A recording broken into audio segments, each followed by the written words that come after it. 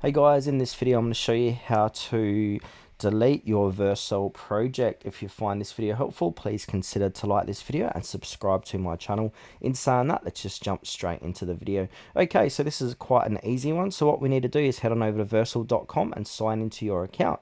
Then from there, inside of your projects, it's going to see all of our projects here. So I've got 3 projects. So in order to delete a project, basically what we want to go ahead and click onto it.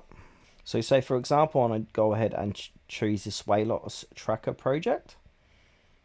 Now once you're inside of here, we want to go ahead and click onto settings. Now once you're inside settings, we want to go ahead and scroll all the way down.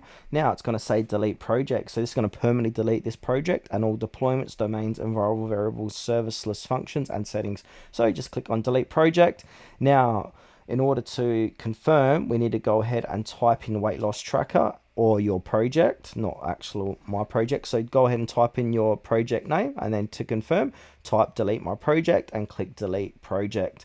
Now be sure that you actually want to delete it, because deleting your app or your project cannot be undone.